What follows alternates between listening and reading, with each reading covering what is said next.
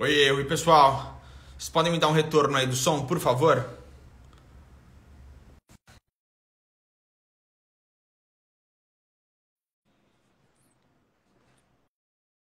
Já aceitei aqui a participação do Geraldo.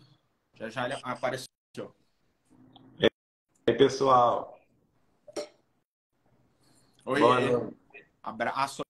Som ótimo. Som ótimo. Bom, você está me ouvindo bem aí? Maravilha. Só vou pedir para você abaixar um pouquinho o volume do seu celular, tá? O volume lateral. Maravilha. O pessoal falou que o som tá ótimo, a sua imagem tá ótima para mim. Maravilha, então. Gente, nós precisamos começar um pouquinho mais tarde hoje, 15 minutos aí mais tarde, porque a gente teve um probleminha de conexão, como nós colocamos nos stories, mas estamos aqui para fazer o evangelho, o culto do evangelho normalmente. Hoje nós estamos no culto 8. Já faz 3 semanas que nós entramos no capítulo 5 do Evangelho segundo o Espiritismo, e nós ainda não conseguimos sair desse capítulo, mas hoje a gente vai avançar bem no capítulo 5 do Evangelho segundo o Espiritismo. Nós não vamos terminar o capítulo ainda hoje, mas vai dar para trazer uma abordagem bem interessante. E como nós comentamos no início dos estudos, nós não temos pressa em terminar o Evangelho, a gente quer percorrer todo o texto, porque o nosso objetivo é percorrer todo o texto do Evangelho segundo o Espiritismo e passar posteriormente para as revistas espíritas.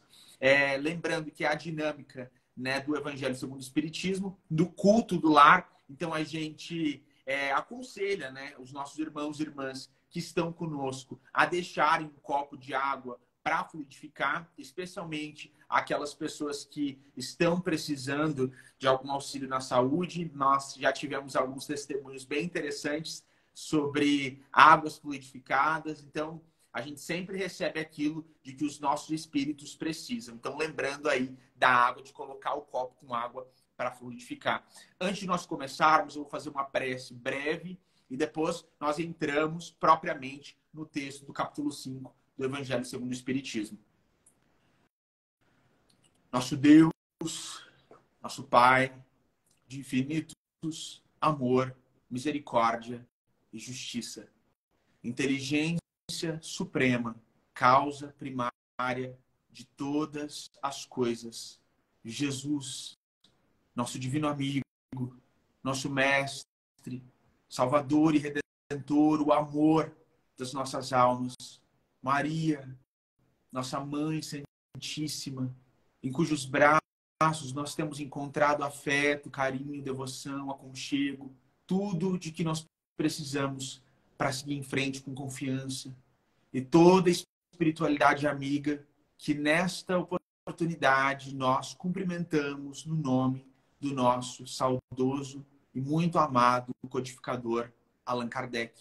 Reunidos aqui em teu nome, Jesus, mentalizando a tua imagem excelsa, nós todos nos ajoelhamos diante da gratidão que é estarmos aqui, diante da gratidão que temos por estudar o teu santo evangelho, e todos nós dizemos: Hosana a Deus nas alturas, bendito é aquele que vem em nome de Deus.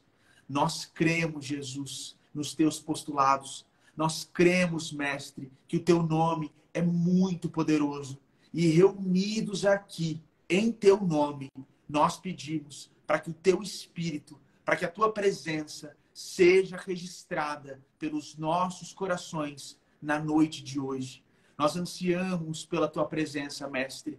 O anseio, a aflição maior dos nossos corações é um dia poder estar bem próximo do teu coração. Ouvir como um dia o fez João Batista e João Evangelista, as batidas do teu coração, Mestre, lado a lado, porque nós te amamos e ansiamos por esse reencontro. Nós cremos no que o Senhor nos trouxe, naquilo que o Senhor nos disse, e sabendo que o Senhor é um mestre que nos ama e que nunca nos deixa desamparados na aflição, no desespero, nós nos reunimos aqui, Senhor, em teu nome, pedindo para que da nossa reunião singela saia um raio de luz capaz de chegar aos nossos irmãos e irmãs que sofrem na noite de hoje. Como nós sempre fazemos, mais uma vez, Mestre, pedimos pelas mães que perderam seus filhos e estão desesperadas nessa noite. Pedimos pelos nossos irmãos e irmãs que estão doentes nos hospitais ou nas suas casas e anseiam pela saúde, pela tua presença, Jesus.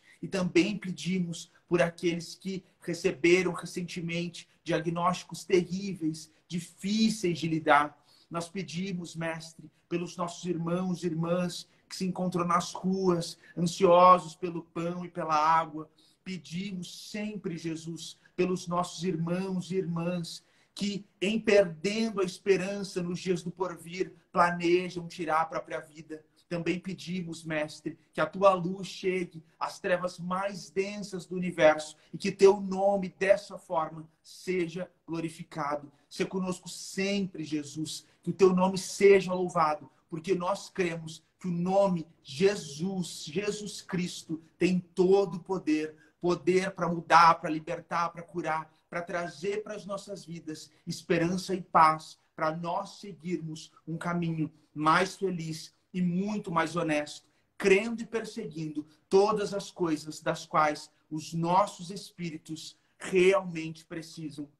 Nós sempre, Mestre, agradecemos pela oportunidade de estudar o Teu Evangelho e de estarmos reunidos em Teu nome. E sempre, Jesus, pedimos para que nunca nos falte trabalho na seara cristã e para que nunca nos falte uma atitude mental que nos torne capazes de realizar todo e qualquer trabalho a nós dedicado. Mestre, mais uma vez, nós nos ajoelhamos aqui com os nossos corações abertos e ansiosos, mais uma vez, ansiosos pela tua presença, de joelhos, e dizemos: Ave Cristo, os que vão viver para sempre te glorificam e te saúdam. Se conosco, Mestre, hoje e sempre. Que assim seja. Então, vamos lá então, pessoal. Vamos começar então agora propriamente no texto do Evangelho. Então, a gente ainda está no capítulo 5 do Evangelho segundo o Espiritismo, cujo título é Bem-aventurados os aflitos. Então, como nós já comentamos, todo o capítulo do Evangelho segundo o Espiritismo começa com citações retiradas diretamente da Bíblia. Então, nós vamos, para começar o estudo, mais uma vez, trazer aqui os trechos que Kardec selecionou para iniciar esse capítulo. Então, bem-aventurados os aflitos. Kardec começa trazendo 3 trechos bíblicos. O primeiro está em Mateus, no capítulo 5, nos versículos 4, 6 e 10. Vamos lá. Bem-aventurados os que choram, pois que serão consolados. Bem-aventurados os famintos e os sequiosos de justiça, pois que serão saciados. Bem-aventurados os que sofrem perseguição pela justiça, pois que é deles o reino dos céus. Daí ele passa para o Evangelho de Lucas, no capítulo 6, versículos 20 e 21. Bem-aventurados vós que sois pobres, porque vosso é o reino dos céus. Bem-aventurados vós que agora tendes fome, porque sereis saciados. Ditosos sois vós que agora chorais, porque rireis. E aí, o último trecho que Kardec traz para a gente, lá em Lucas, no capítulo 6, versículos 24 e 25. E aí, como a gente já comentou aqui, pessoal, essas infelicidades, esses ais, eles estão apenas no Evangelho de Lucas. O Evangelho de Mateus não tem isso. Tem apenas as bem-aventuranças. Mas vamos lá. Evangelho de Lucas, capítulo 6, versículos 24 e 25. Mas ai de vós, ricos, que tendes no mundo a vossa consolação. Ai de vós que estáis saciados, porque tereis fome. Ai de vós que agora rides, porque sereis constrangidos a gemer e a chorar. Pessoal, como a gente já comentou aqui, o capítulo 5 do Evangelho segundo o Espiritismo é um capítulo que realmente traz para a gente esse postulado da reencarnação e da vida futura como princípios fundamentais para nós termos esperança no futuro. Então, nesse capítulo aqui, a gente tem um estudo muito interessante para nós pensarmos realmente as nossas dores, as nossas felicidades e para nós conseguirmos fazer um juízo de valor mais interessante, mais honesto e mais espiritual sobre o que é felicidade, o que é infelicidade no mundo. E quando a gente passa aqui nas instruções dos espíritos, a partir do momento em que nós estamos, porque nós estamos nas instruções dos espíritos, no texto, os tormentos voluntários, a partir de agora, esses estudos e essas reflexões, elas ficam mais complexas e mais profundas. Então, a gente começa com essa instrução do espírito Fénelon, lá em Lyon, no ano 1860. Então, ele começa falando para a gente que o ser humano vive procurando uma felicidade que escapa. Então, ele sempre está correndo atrás de ser feliz e sempre está falhando. Então, essa busca incessante pela felicidade, que é uma busca de todo ser humano, ele fala pra gente que é uma busca um tanto quanto vã, porque essa felicidade intocável, sem mescla, incorruptível, ele começa afirmando categoricamente que essa felicidade não é deste mundo.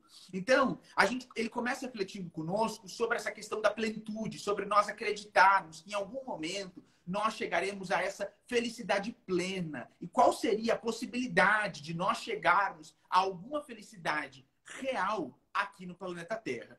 E aí, quando eu estava lendo essa parte aqui do Evangelho segundo o Espiritismo, eu me lembrei de um livro muito interessante, que é um livro infantil, mas que muitos psicanalistas na época fizeram resenhas sobre esse livro, e até houve muitos artigos acadêmicos sobre esse livro, que é um livro infantil chamado A Parte que Falta. Quando esse livro saiu, se eu não me engano, foi em 2018, 2017, ele realmente gerou muitas resenhas e muitos artigos, porque a gente via de uma forma muito simples uma bola correndo atrás da parte que falta. E sempre que ela encontrava alguma possibilidade para encaixar nessa parte que faltava, acontecia alguma coisa. Então, às vezes, ela encontrava uma parte que era grande demais, uma parte que era pequena demais, uma parte que era de um formato diferente, até que ela encontra a parte que é perfeitamente ajustável, a parte perfeita para aquele círculo. Encontra essa parte. Só que quando ele encontra essa parte, né, a parte que faltava, ele começa a rolar rápido demais.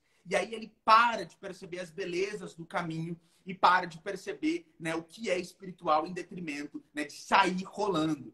E é muito interessante porque nesse livro, de uma forma com uma mensagem muito simples, a gente percebe que não vale a pena sair por aí nessa ânsia dessa plenitude, dessa felicidade, especialmente dessa felicidade em termos materiais, e que a gente precisa ter uma atenção muito significativa no presente. E Fénelon fala exatamente isso pra gente. Porque ele fala que a felicidade aqui no planeta Terra é uma felicidade sempre transitória, especialmente quando nós buscamos a felicidade material, essa felicidade nas coisas materiais. Agora, essa felicidade espiritual, quando nós buscamos a felicidade, né, no serviço ao próximo, no amor, quando nós percebemos a felicidade nas coisas que têm um aspecto menos materialista, o Fénelon fala pra gente que essa felicidade, ela pode realmente não ser inquebrantável aqui no planeta Terra, mas que ela é uma felicidade real. Então, em sendo uma felicidade real, ela alimenta os nossos espíritos. Porque ele traz pra gente essa perspectiva da felicidade material, que é muito efêmera e que, quando acaba, ela gera o tormento voluntário. E ele fala pra gente que é justamente na busca pela felicidade material, pelos prazeres materiais, que a gente cria os tormentos voluntários. E ele faz uma pergunta que é muito conhecida no Evangelho segundo o Espiritismo. Ele pergunta: haverá maiores tormentos do que aqueles causados pela inveja e pelo ciúme? E aí ele fala pra gente, é Fénelon que fala isso, que o invejoso e o ciumento, eles estão em constante febre, porque aquilo que ele não tem e que o outro tem e que causa inveja, o Fénelon fala que causa sempre uma insônia nessas pessoas. Ele fala que o sucesso do rival causa vertigem. E aí ele continua nessa sequência de como o invejoso e o ciumento nunca estão em paz. Nunca conseguem alcançar algum tipo de equilíbrio, porque voluntariamente eles buscam esse lugar espiritual da falta, do apego pela coisa do outro, do mau olho para o lugar do outro. E aí ele fala pra gente que esses tormentos, eles são absolutamente voluntários, porque todo mundo pode lutar contra o ciúme e contra a inveja. E aí a gente entra nas reflexões aqui com esse espírito. Seja não indo a lugares que vão causar ciúme e inveja, seja esteja se entregando à prece para pedir que Deus transforme o espírito e retire esse tipo de sentimento. E aí a gente precisa, a essa altura, lembrar que Kardec, no livro Céu e Inferno, ele faz uma diferenciação para a gente entre alegria e felicidade. Kardec fala para a gente que a alegria, ela é um sentimento material. Que a alegria, ela é absolutamente dependente de fatores externos. Então, a alegria é da matéria. Então, a alegria nos prazeres efêmeros, a alegria no sexo desregrado, a alegria na bebedeira com os amigos. Essa alegria que é muito efêmera. Agora, Kardec fala pra gente que a felicidade, ela é atributo do espírito. Então, quando o espírito trabalha para sua felicidade, quando ele chega a esse lugar da felicidade, ele não volta. A felicidade, ela é realmente intocável. A felicidade não acaba, ela segue com o espírito. Então, o fenômeno, aí, aliado ao conhecimento que Kardec traz para a gente no livro Céu e Inferno, fica muito claro, esclarece para a gente esse espírito, né, de alta envergadura, de que a busca pelas coisas materiais vai resultar nesses tormentos voluntários e que a busca pelas coisas espirituais vai sempre trazer como consequência uma felicidade que é do espírito. Então, ele fala que quantos tormentos, né, a gente não consegue evitar se a gente se contentasse com aquilo que a gente tem, sem sempre estar nessa busca e nesse anseio por querer mais e de uma forma desmedida. Ele fala que aquele que não quer parecer ser ou ter mais do que se é ou se tem, também alcança uma paz muito grande aqui nesse planeta. E ele fala que essa pessoa que não se preocupa em mostrar para os outros que ela é superior, que ela tem mais dinheiro, que ela tem um melhor relacionamento, ela acaba alcançando uma felicidade que é oriunda de uma calma. Porque ele tem calma em não precisar provar nada para ninguém e, ao mesmo tempo, ter a consciência de que quando ele olha para baixo, ele sempre encontra pessoas, seres humanos, que estão numa condição, numa vida mais difícil, em condições piores, né, de existência. Então, ele acaba se compadecendo. E aí ele fala pra gente que essa calma oriunda desse conjunto aí, né, de comportamentos, ela é sim felicidade no planeta Terra, porque no planeta Terra existem incessantes e constantes tempestades que vivem afligindo o nosso espírito. E aí ele traz esse paralelo da inveja e do ciúme. Então a pessoa pode ter acordado, né, super bem, mas ela é invejosa, ciumenta, ela abre o Instagram, vê alguma coisa, fica com inveja, ou sente ciúme e a paz dela acaba. A felicidade dela acaba naquele instante. Então, essa busca pelas coisas materiais, olha como o Espiritismo abre isso pra gente, pessoal, de uma forma muito clara. Essa busca pelo material só resulta nesses tormentos voluntários. E aí nós entramos no segundo item das instruções dos espíritos, cujo título é A Desgraça Real. E essa mensagem aqui é muito interessante, gente. É uma mensagem de um espírito, numa versão Tadeu Fino, mas na versão brasileira mais conhecida, mais difundida, na versão grátis, né, da FEB, tá Delfina de Gerardin. E aí é uma mensagem de Paris, 1861. E esse espírito é muito interessante porque ele começa afirmando categoricamente que a maioria dos seres humanos encarnados na Terra sempre se enganam quando eles dizem sobre o que é a desgraça. Ela começa falando que, no fundo, a gente não sabe o que é a desgraça. E que nós que estamos encarnados aqui no planeta Terra, geralmente pensamos que desgraça é a miséria, né? É o fogão aí que não tem gás, é o credor que bate no portão, é o berço vazio, são as lágrimas. E muitas vezes essa desgraça ela é justamente a percepção da impossibilidade de satisfazer a vaidade e o orgulho. Então, esse espírito aí, né, um benfeitor que participa do Evangelho segundo o Espiritismo, começa esclarecendo para a gente como o que a gente pensa que é desgraça, na verdade, está muito relacionado ao nosso anseio pelas coisas materiais. Então, ele diz que a verdadeira desgraça não está no fato em si mesmo, mas na consequência daquele fato. Então, o Espírito nos chama para refletir assim. E aí ele traz um exemplo que eu adaptei para a gente pensar de uma forma mais contemporânea.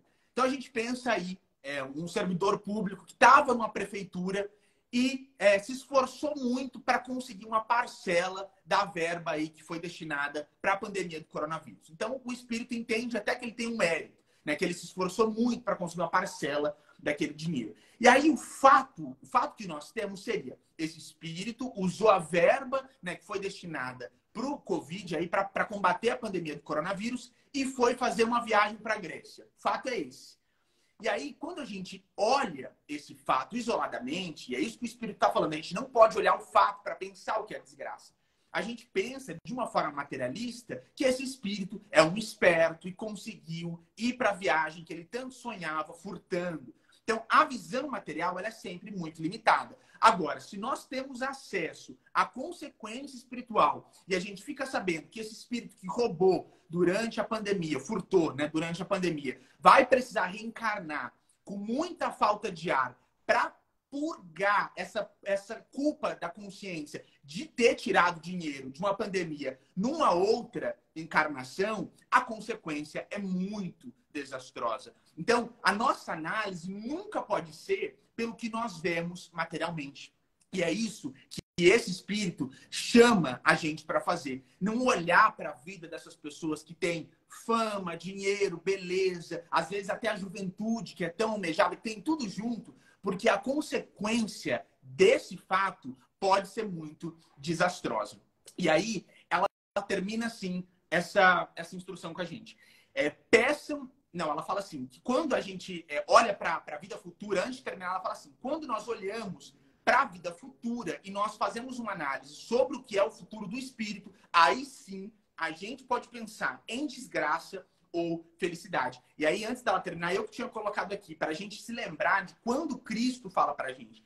Peçam e será dado, busquem e encontrarão, batam e a porta será aberta, pois todo que pede, recebe, todo aquele que busca, encontra, e a todo aquele que bate, a porta será aberta. E aí, no Evangelho de Mateus, no capítulo 7, Jesus continua. Qual de vocês, sendo pai, se o filho pedir um pão, lhe dará uma pedra? E aí ele fala, se vós, que sois maus, sabem dar boas coisas aos seus filhos, quanto mais o vosso Pai, que está no céu, dará boas coisas àqueles que lhe pedirem. O grande problema, pessoal, é que nós, nessa condição aqui, enquanto espíritos encarnados, não sabemos o que é pedra e o que é pão. E muitas vezes a gente pede para Deus a pedra, sem saber a consequência espiritual de estarmos pedindo pela pedra. Então, muitas vezes, o dinheiro pelo qual a pessoa ansiou a vida inteira, a beleza pela qual ela ansiou a vida inteira, o casamento pelo qual ela ansiou a vida inteira, se for concedido, a consequência vai ser a desgraça real, que é a desgraça do espírito. Quantas pessoas nós vimos que, ao atingirem a riqueza, deixam o caminho do Cristo. Ao atingirem o casamento que tanto sonhava, deixam o caminho do Cristo. Então, essa consequência é a desgraça real. E aí, esse espírito, ele fala que ele vai revelar para a gente a infelicidade de uma nova forma. Então, ele diz que as nossas almas, muito ingênuas, anseiam pela infelicidade, ao ansiar pelas coisas materiais. E ele diz que infelicidade, o espírito está dizendo isso, gente, que a infelicidade é a alegria. E aí, por isso que eu retomei Kardec lá no livro O Céu e o Inferno, quando Kardec fala que a alegria é da matéria. O espírito diz que a infelicidade é a alegria, é o prazer, é o tumulto, é a vã agitação, é a satisfação da vaidade. E ele fala que tudo isso comprime o pensamento. E a gente sabe que o pensamento é o espírito encarnado. Essa definição de pensamento está lá no Livro dos Médiuns, no capítulo 6, dado pelo capítulo 6 da segunda parte, dada pelo próprio Allan Kardec.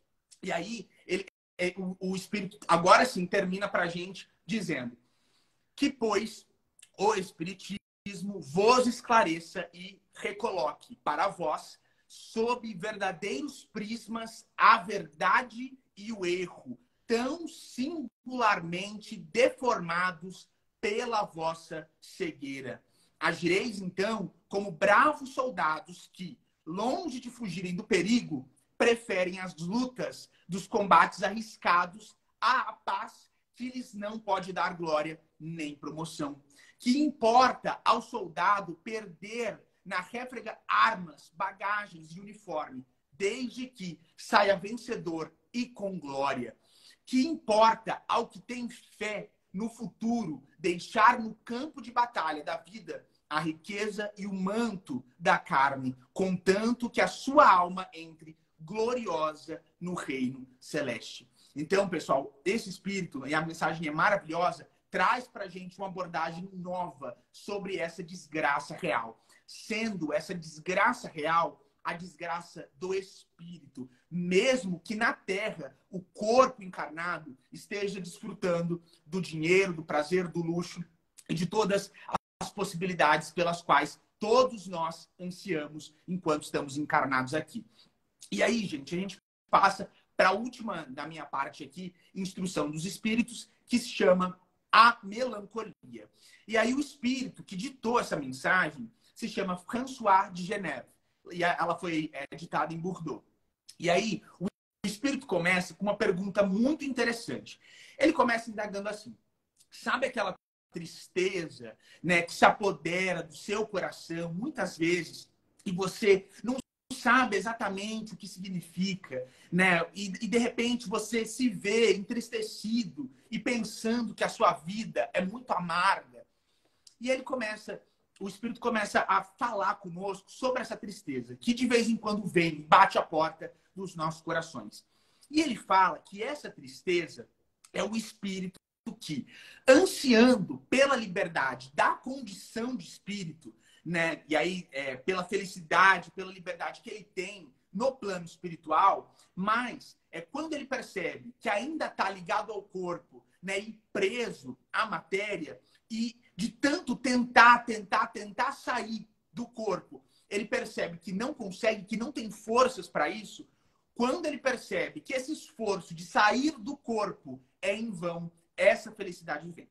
E esse espírito, essa infelicidade vem. E esse espírito fala pra gente dessa amargura, dessa tristeza, de uma forma muito clara e muito inerente a todos os seres humanos. Ele explica que isso acontece com todo mundo que está encarnado na Terra. E que esse sentimento de amargura, de que a vida é triste, de que não tem esperança no futuro, muitas vezes é simplesmente esse esforço inútil do espírito em sair do corpo. E aí o espírito cai na tristeza. E é muito interessante isso, pessoal, porque eu li há pouco tempo o livro da irmã Igorina Cunha, e ela conta pra gente que ela foi ali diagnosticada com a paralisia, né, infantil, porque à época isso era muito mais comum, com a poliomielite.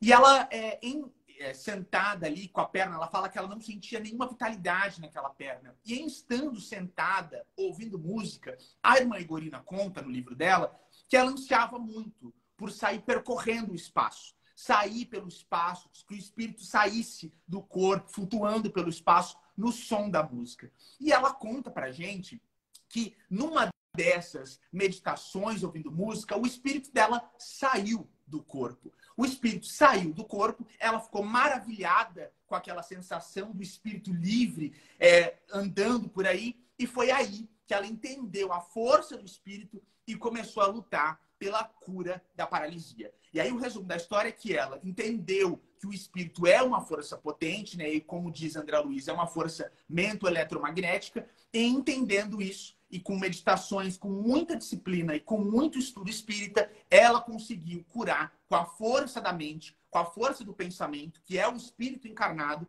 a perna que estava paralítica e voltou a andar normalmente. E além disso, pessoal, tem outro caso muito interessante sobre esse anseio do espírito em estar livre da matéria, que é um caso que Clarencio conta pra gente no livro Entre a Terra e o Céu. Clarencio fala pra gente que as mães que perderam seus filhos, quando elas saem do corpo, muitas vezes elas visitam as colônias nas quais os seus filhos estão. O espírito dessas crianças está. E aí o Clarencio conta que é tanta alegria que é uma aventura tão grande para aquelas mães, aquele tempo com o filho ali, naquela colônia, no plano espiritual, que essas mães, quando elas acordam no plano físico, depois do sono, depois do desdobramento, elas não podem se lembrar do desdobramento. Elas não podem se lembrar de tudo aquilo que elas viveram no plano espiritual. Porque Clarencio conta que se elas se lembrassem, elas iam querer a morte. Elas iam desejar não voltar para o corpo de carne, para poder continuar com o filho tão amado. E aí ele traz para a gente essa colônia, né, a história dessa colônia espiritual que se chama O Lar da Bênção, que aí a gente vê a história de Meimei, porque Meimei está lá com a avó dela, que se chama Mariana. Meimei é uma grande benfeitora das crianças que desencarnam, e ele mostra para a gente uma história real de uma mãe que foi visitar um filho que tinha morrido com 2 aninhos, e quando ela volta, ela não pode se lembrar. E aí ele explica que realmente, se ela se lembrasse, ela ia preferir a morte para tentar, de alguma forma, ficar com o filho. E aí o Espírito termina essa mensagem assim: lembrai-vos de que, durante o vosso degredo na terra, tendes de desempenhar uma missão de que não suspeitais, quer dedicando-vos à vossa família, quer cumprindo as suas diversas obrigações. Isso é muito comum, gente, que a gente escuta muitas pessoas falando que não sabem qual é a própria missão.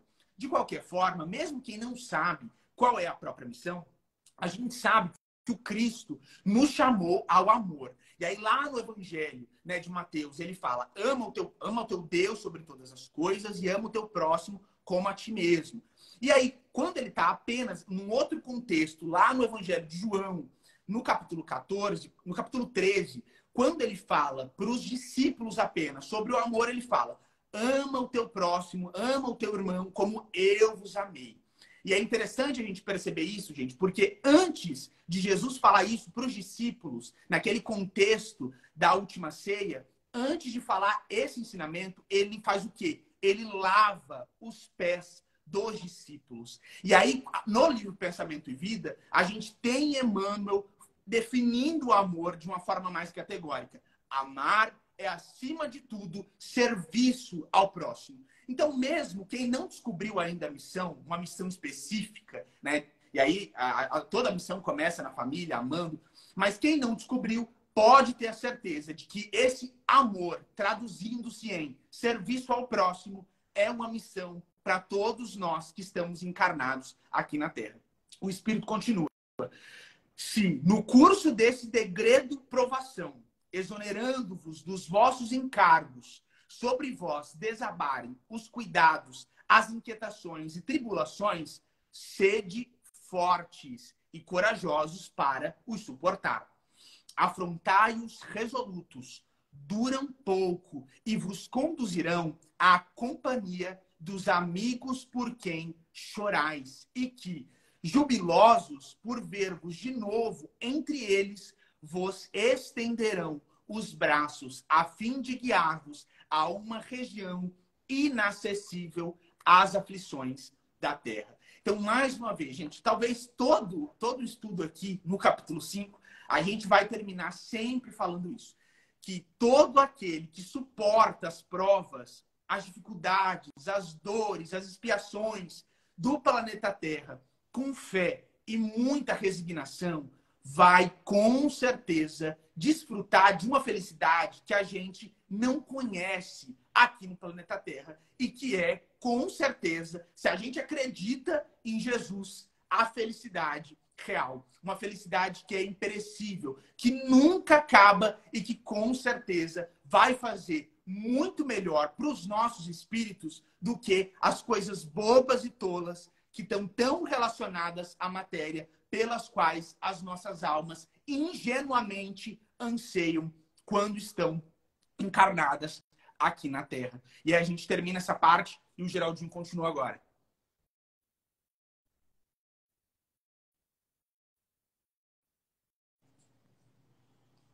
Bom, pessoal, esse capítulo é muito importante, tem muitos temas correlatos ao título do capítulo. E Kardec vai desdobrando essas informações com muita precisão. Agora, no item 26, ele vai introduzir uma mensagem dada por um guardião protetor na cidade de Paris, 1863. É o título Provas Voluntárias, o Verdadeiro Silício, dada, melhor dizendo, por um anjo guardião. É a mesma coisa, né? Mas vamos respeitar aí a grafia de Kardec. Provas voluntárias do verdadeiro silício.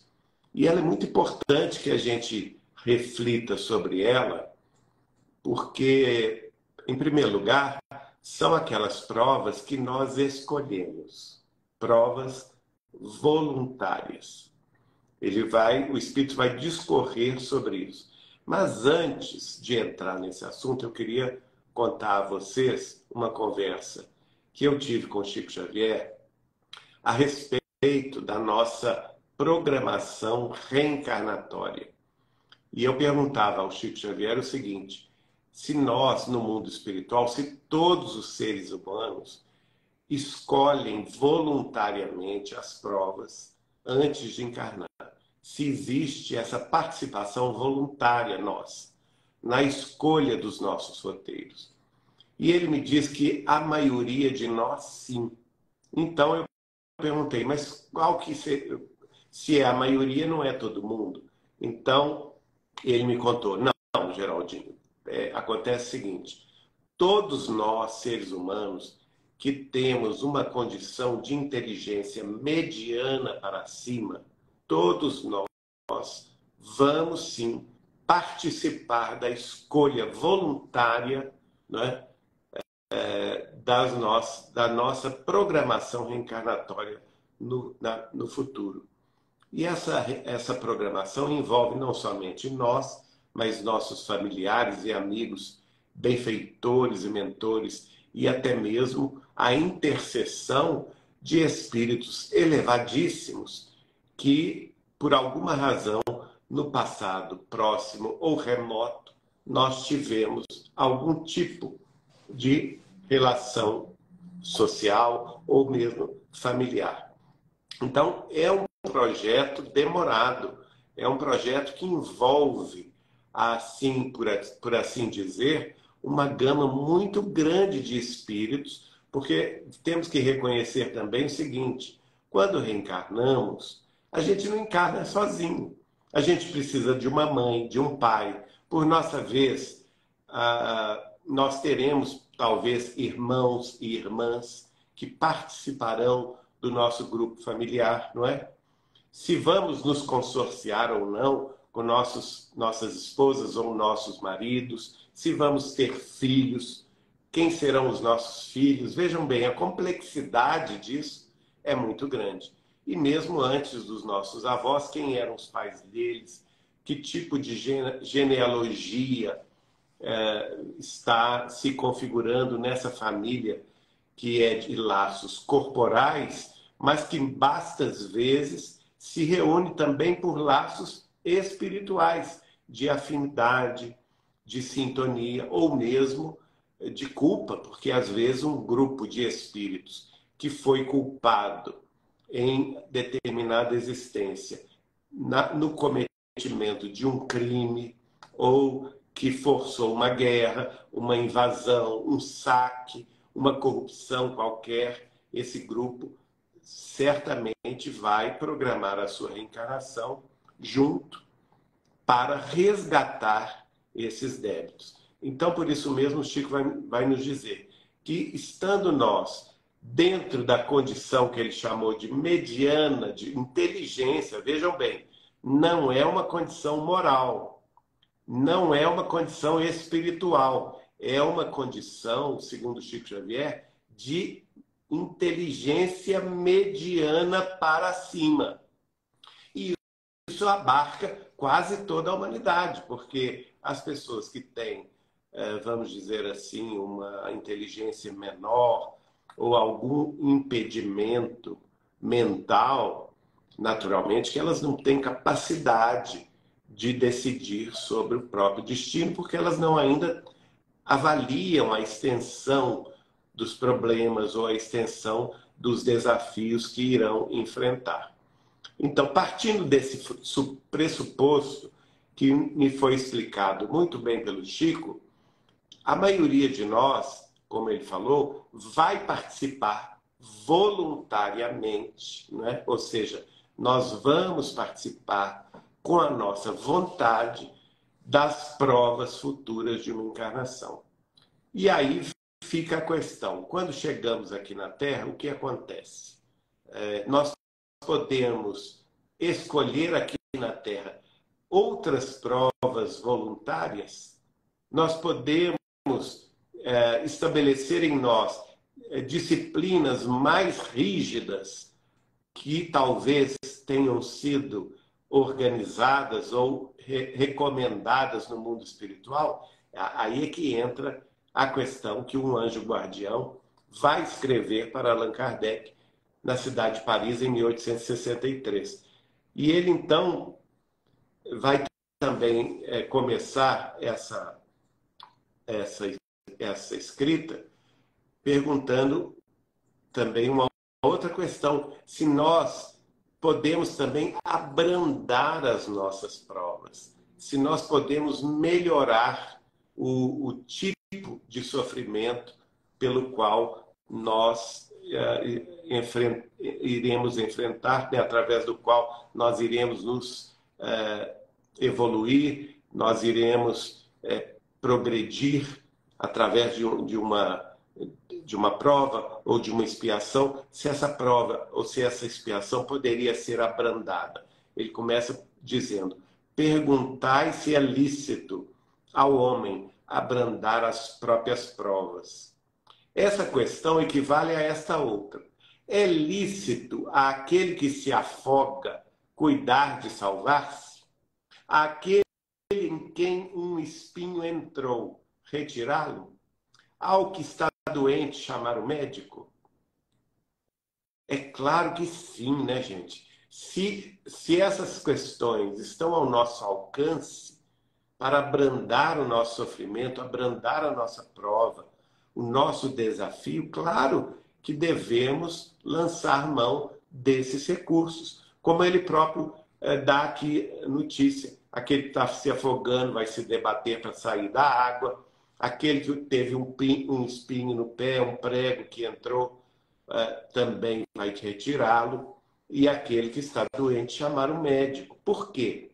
Porque as provas têm uma finalidade, e ele diz: as provas têm por fim exercitar a inteligência, tanto quanto a paciência e a resignação. Então, veja, essa frase talvez seja das frases mais importantes dentro da filosofia espírita e dentro deste livro, o Evangelho segundo o Espiritismo, que ela nos dá também a porta de saída para o nosso sofrimento. Veja bem, uma vez que ele diz que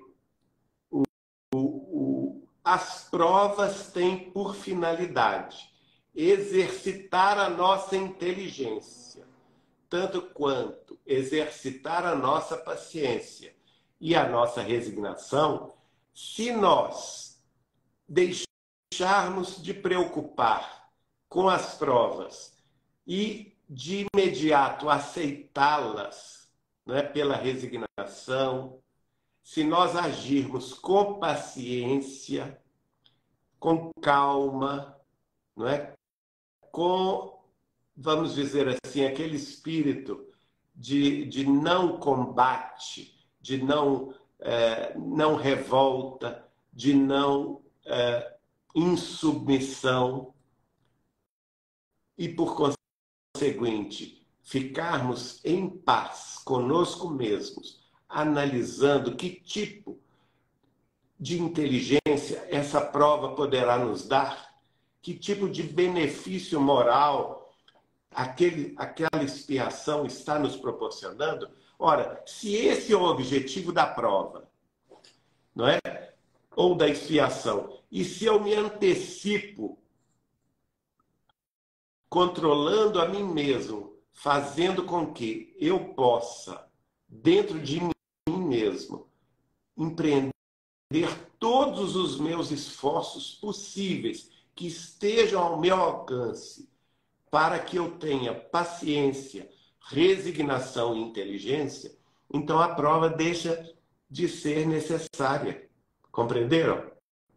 Isso é importantíssimo. Então, se a gente tem isso em mente, vamos procurar ser mais inteligentes no sentido do nosso futuro, que é o futuro do espírito imortal, que todos nós somos. Vamos ser mais pacientes. Aqui tá o remédio de toda a prova e de toda a expiação. Vamos ser mais pacientes e vamos ser mais resignados. Pode dar-se, ele prossegue, que um homem nasça em posição penosa e difícil, precisamente para se ver obrigado a procurar meios de vencer as dificuldades. Percebem? Então, muitas vezes a dificuldade é posta justamente para que a gente aprenda a superá-las, para que a gente tenha coragem, para que a gente tenha decisão, para que a gente mobilize de forma firme a vontade e então ultrapassemos o obstáculo. Esta que é a grande questão.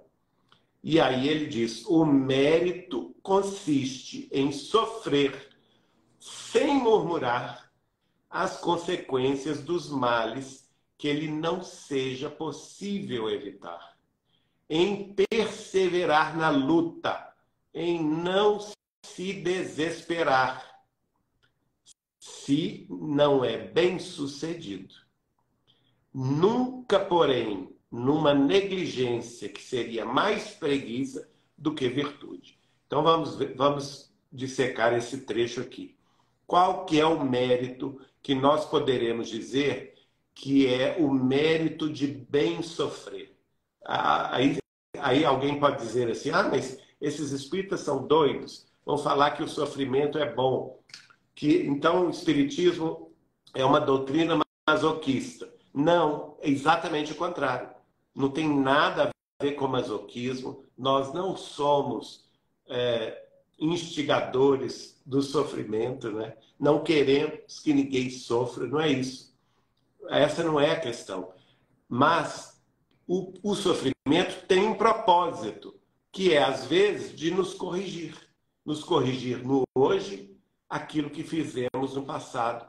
Muitas vezes vamos enfrentar aqui e agora as mesmas situações pelas quais nós caímos em vícios, em crimes, em desvios lamentáveis de outras vidas, e as situações vão se apresentar de novo para nós, mas só que dessa vez nós já estamos devidamente informados, não é, pelo conhecimento superior, daí a importância de nós conhecermos a verdade, daí a importância de nós buscarmos o caminho de espiritualização, e daí a importância de todos nós não somente conhecermos a proposta do Cristo para a nossa evolução, o caminho da verdade da vida, mas principalmente vivenciá-lo nas nossas decisões, nos nossos pensamentos e também na nossa vida, nas nossas ações práticas, não é?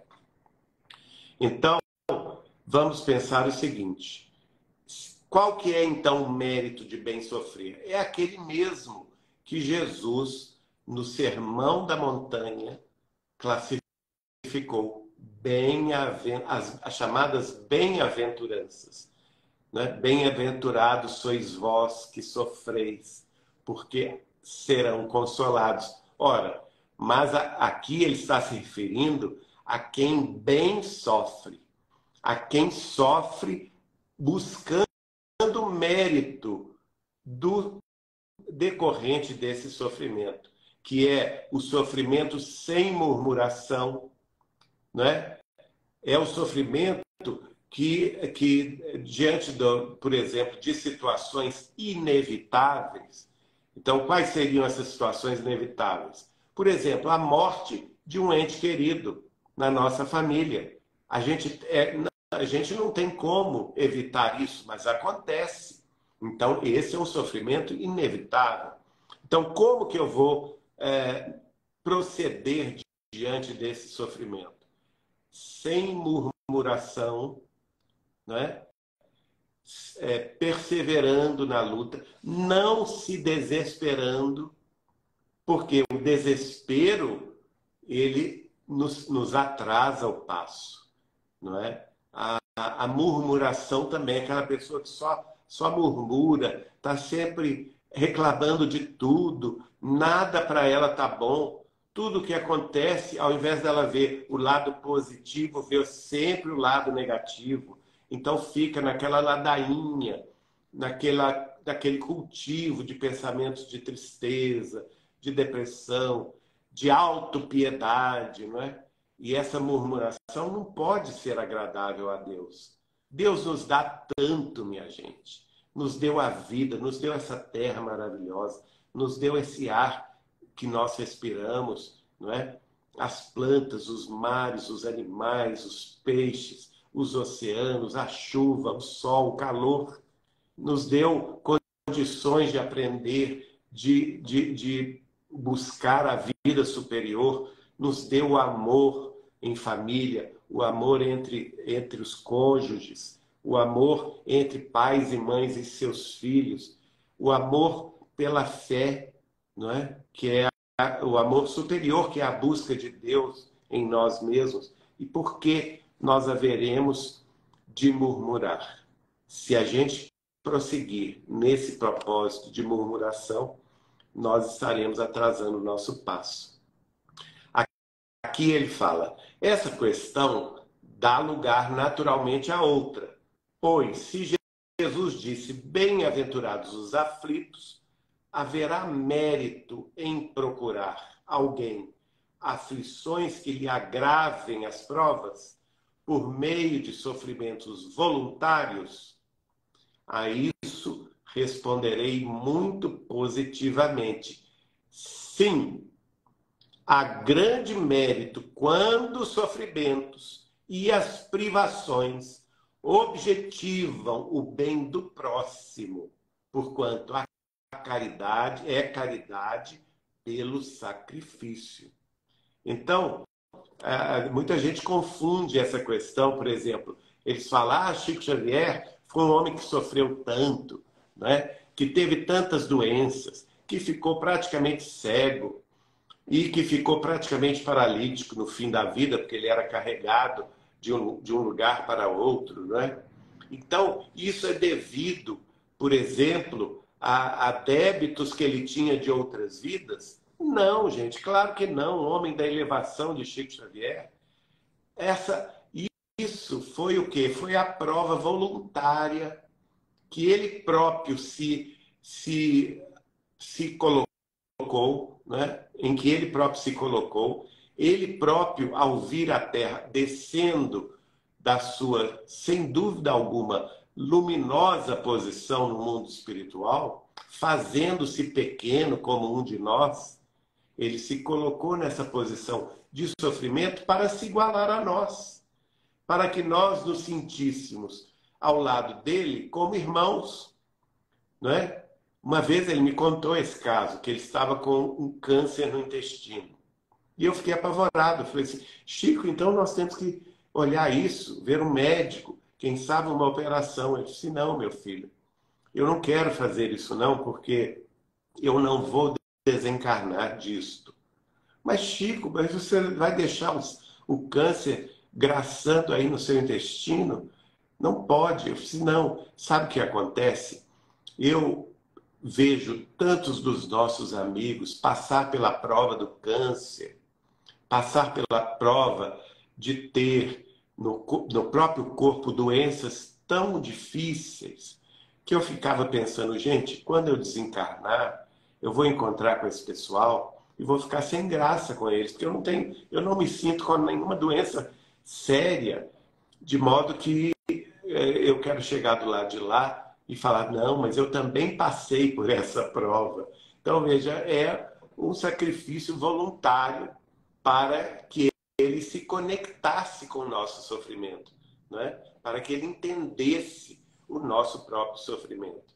E assim, o espírito de um anjo guardião está também explicando. Agora, tem outra questão que ele responde não, não é? As aflições que agravam a prova não são positivas quando os sofrimentos e as privações somente objetivam o bem daquele que a si mesmo as inflige. Porque aí só há egoísmo ou fanatismo. Então, uma coisa é muito diferente da outra. A primeira coisa, a primeira hipótese, como eu dei aqui do Chico Xavier, que é a pessoa se colocar numa posição de renúncia em favor do próximo, né? É a pessoa que desce das alturas e que renuncia ao bem-estar social, que renuncia ao bem-estar do amor familiar, que renuncia, por exemplo, ao casamento, à vontade de ter filhos, de formar família, para se devotar ao bem do próximo, né?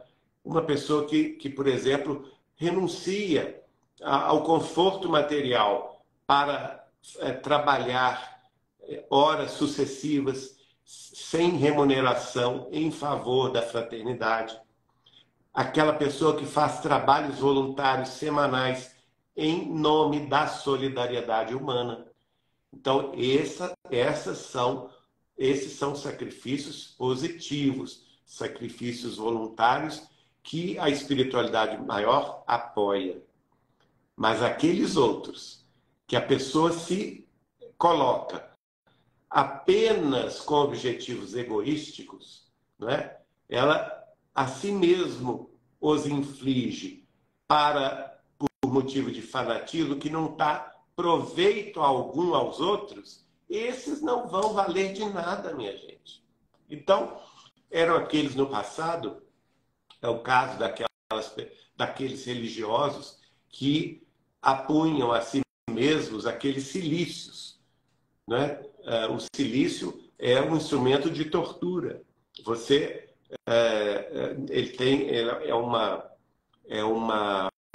Uma corda ou uma corrente de ferro que na ponta tem uma bola de ferro e às vezes essa bola de ferro tem alguma ponta bem pontiaguda, algum cravo, alguma coisa nesse sentido, algum prego, né?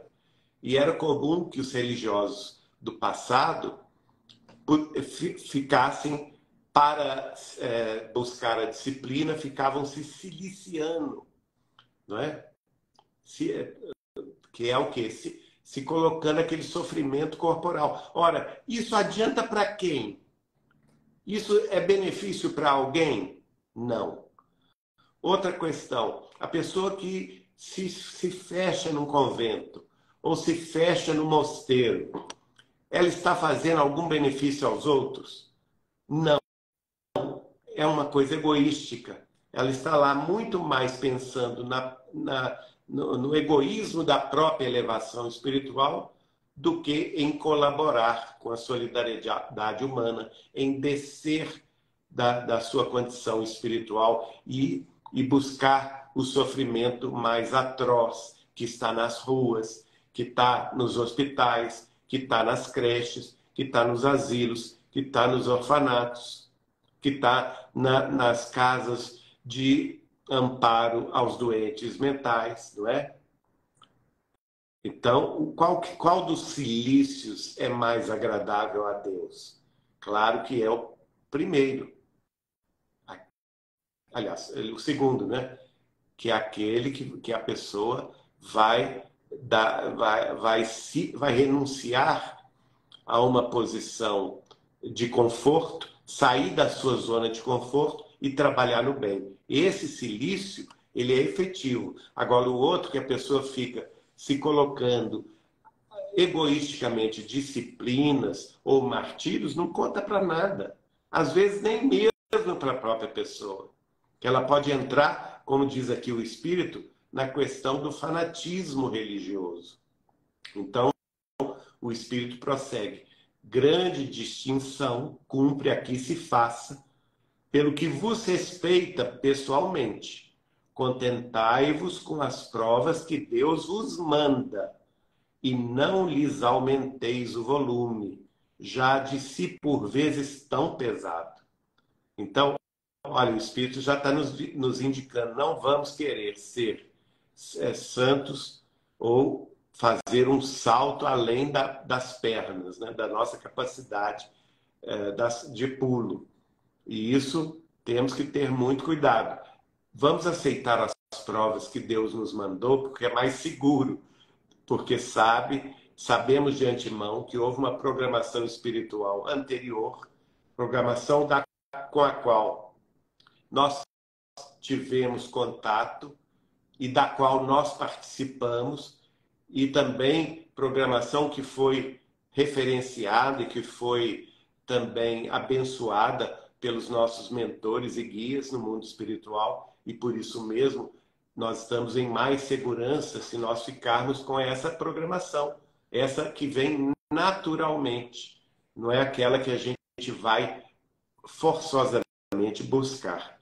Então, o Espírito nos explica isso. Não aumenteis o volume, não é? Outra coisa que ele fala, aceitá-las sem queixumes e com fé. Eis tudo o que de vós exige ele.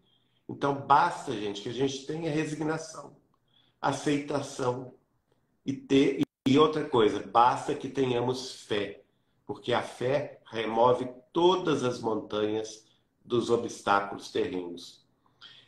Ele prossegue também dizendo, não enfraqueçais o vosso corpo com privações inúteis e macerações sem objetivo, pois que necessitais de todas as vossas forças para cumprirdes a vossa missão de trabalhar na terra. Torturar e martirizar voluntariamente o vosso corpo é contravir a lei de Deus, que vos dá meios de o sustentar e fortalecer. Enfraquecê-lo sem necessidade é um verdadeiro suicídio. Olha aí, ele falando do suicídio indireto, não é? Quando você enfraquece o próprio corpo, sem razão de ser, isso é um suicídio indireto. Então, temos que ter muito cuidado com isso, né? Usai, mas não abuseis, tal é a lei.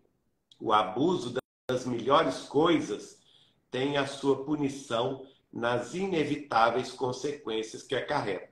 Por exemplo, uma pessoa que se impõe um jejum de muitos dias, né? Não, eu vou deixar de comer 7 dias e vou deixar de beber água durante 7 dias. Provavelmente ela vai desencarnar, né? Já se sabe pela ciência que a pessoa não pode ficar sem água. Ela pode até aguentar um tempo grande sem consumir alimentos sólidos, mas sem água não aguenta. Ela precisa da água. A água é a base da vida. Então, não podemos abusar das condições naturais que a vida terrestre nos impõe. E entre elas está a necessidade de alimentação, a necessidade de higiene, a necessidade da sede, não é? A necessidade também de nós trabalharmos, de nós termos uma vida ativa, de nós orarmos, né? Tem uma pessoa perguntando aqui, e o cigarro e as bebidas? Isso aí, gente, é pior ainda, porque você está maltratando o seu corpo. O cigarro não tem nenhum benefício, ao contrário, só tem malefícios. A bebida é a mesma coisa, a bebida alcoólica. Qual o benefício que tem uma bebida alcoólica? Eu não quero ser aqui o chato, né, de querer estabelecer normas para ninguém, mas Allan Kardec é muito claro, nós temos que usar a razão em todas as questões. Todo tipo de substância seja ela psicotrópica, seja ela de consumo excessivo, ela vai acarretar problemas no nosso próprio corpo, no nosso organismo, no nosso metabolismo, vai desarranjar o funcionamento dos órgãos e, a partir daí, vai ser considerada, no mundo espiritual, um suicídio indireto. A pessoa que busca fazer mal ao próprio pulmão está reduzindo o número de anos programados na espiritualidade para ela viver na Terra, não é?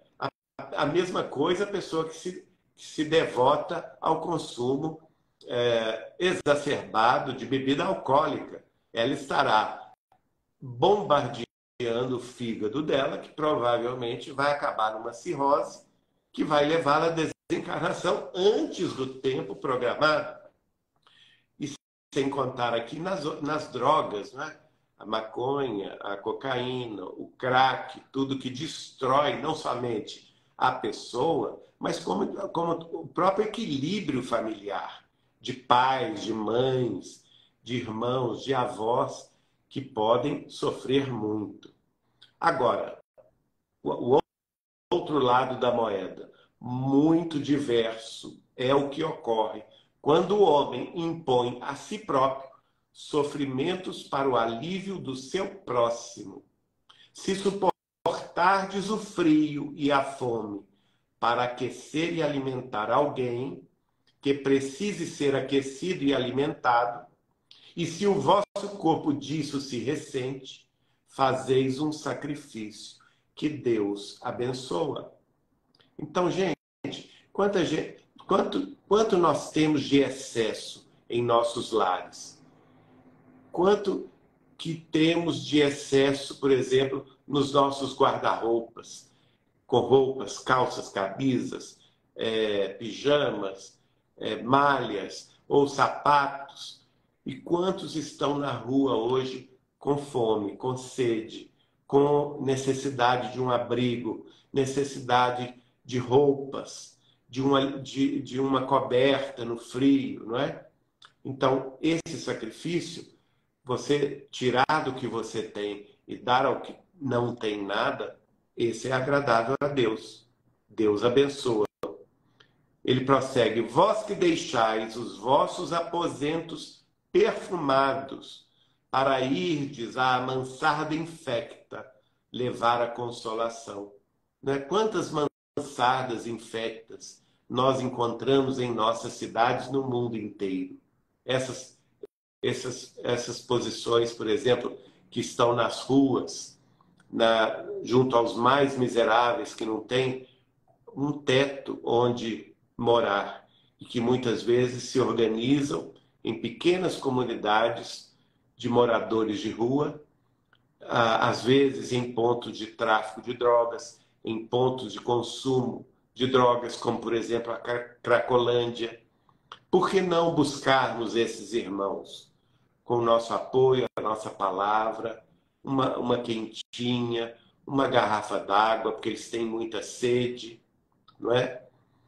Agora que nós já entramos no outono, daqui a alguns meses estaremos no inverno e algumas cidades brasileiras do Sudeste, do Centro-Oeste e do Sul do país atingem temperaturas muito frias e vamos deixá-los nas ruas passando frio e a gente tem 10 cobertas, 10 agasalhos, por que não distribuir com eles um pouco do que nos sobra, não é?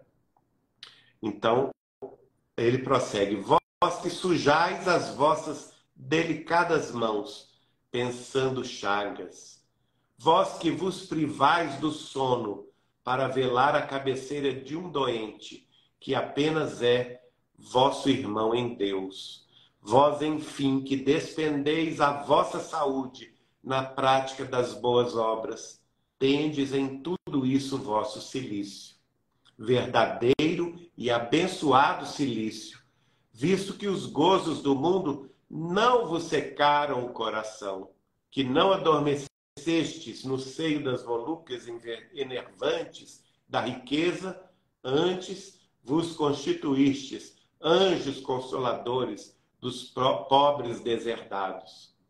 Então, este é o verdadeiro cilício. Esta é a prova voluntária que agrada a Deus, que agrada aos bons espíritos, que vai agradar, gente, os familiares desencarnados daqueles que serão amparados por nós. E que uma vez vendo-nos trabalhar em favor dos seus filhos, dos seus netos, dos seus esposos ou das suas mulheres, não é? Dos seus avós, eles se simpatizarão com o nosso próprio destino e passarão a ser nossos benfeitores. É por isso que o apóstolo Paulo escreveu em determinado momento: granjeai amigos. Nós precisamos amealhar amigos, fazer com que a nossa família se expanda da família dos laços corporais para a grande família dos laços espirituais. Então, esta é, de fato, a nossa principal tarefa como cristãos no mundo terrestre. O espírito do anjo guardião vai encerrar dizendo: vós, porém, que vos retirais do mundo para lhe evitar as seduções e viver no insulamento, que utilidade tendes na terra? E aqui está criticando justamente aqueles que se encerram em mosteiros, em conventos ou em centros de meditação, que vão para os altos dos montes, fugindo da sociedade, fugindo das cidades, não é? Procurando um insulamento. Isto de nada adianta ao espírito. A pessoa que se insula, ela está se afastando da própria libertação espiritual. Porque é no contato com os outros, é no contato com o próximo que nós vamos encontrar Jesus, que nós vamos encontrar a Deus e desenvolver em nós as forças potenciais do amor que precisamos desenvolver para a nossa evolução. Por isso ele fala: que utilidade tens na Terra? Às vezes a pessoa vai passar 70 anos num mosteiro, lá no Himalaia. Para quê? Chegar no mundo espiritual da mesma forma que entrou na Terra. Então, onde, pergunta o Espírito, a vossa coragem nas provações, uma vez que fugis à luta e desertais do combate? Se quereis um cilício, aplicai-o às vossas almas e não aos vossos corpos. Mortificai o vosso espírito e não a vossa carne. Fustigai o vosso orgulho, recebeis sem murmurar as humilhações. Flagiciai o vosso amor próprio, enrijai-vos contra a dor da injúria e da calúnia, mais pungente do que a dor física. Aí tendes o verdadeiro cilício, cujas feridas vos serão contadas, porque atestarão a vossa coragem e a vossa submissão à vontade de Deus. Muita gente fala assim: eu sou, se me atacam, eu não consigo, eu vou lá e revido. E eu tive uma lição muito grande com Chico Xavier. Uma vez que ele me falou assim: Geraldinho, faça na sua vida como eu fiz com a minha. Todo ataque, toda crítica, toda perseguição que eu sofri, eu nunca passei recibo à ofensa. É isso aqui que ele está falando. Ó. Flagiciai o vosso amor próprio, enrijai-vos contra a dor da injúria e da calúnia, mais pungente do que a dor física. É o Chico, ele não entrava em discussão, ele não entrava em contenda inútil. E ele dizia: nunca passei recibo à ofensa. Respondi sempre aos meus detratores com silêncio e com trabalho. Olha aí, a perseverança no bem. Silêncio para os detratores e perseverança no trabalho do bem do próximo. É isso que importa, gente. Esse é o verdadeiro silício. É o silício mais agradável a Deus. Por fim, nós não vamos ler os outros 2 itens das instruções dos Espíritos. Que Só, Geraldinho, vai ter que passar para oração, porque a nossa bateria vai acabar. E aí, se apagar aqui, a gente não consegue salvar. Então, eu vou passar para a oração final, agradecendo a presença de todos, na certeza de que todos estamos com Jesus, Kardec e Chico Xavier, aprendendo a caminhar um roteiro de vida e de amor celeste.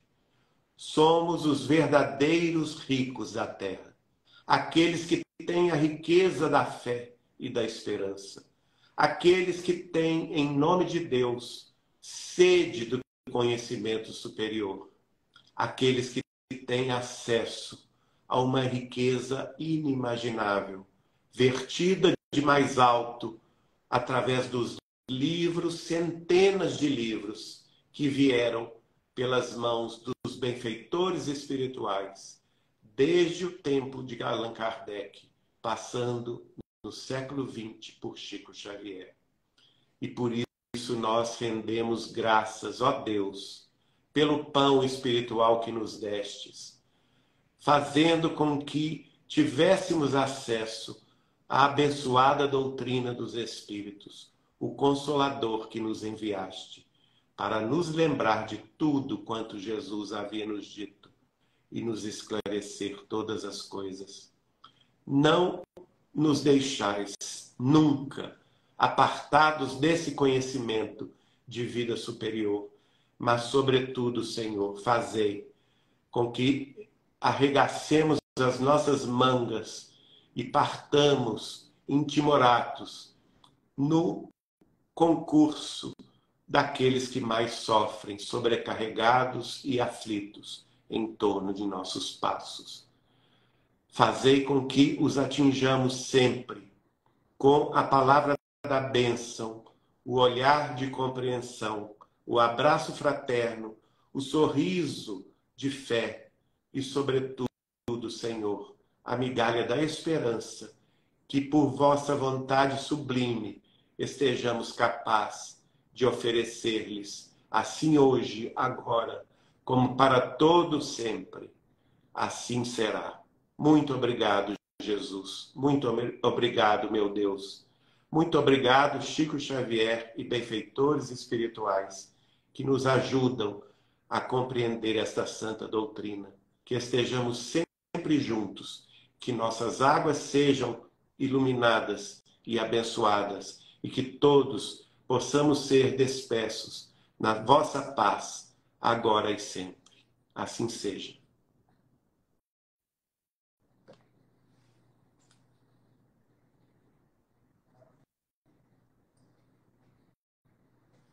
Tchau, pessoal. Maravilha, pessoal. Vou fechar aqui para a gente conseguir salvar. Na quinta-feira que vem, às 8h30, nós estaremos aqui novamente. Abração.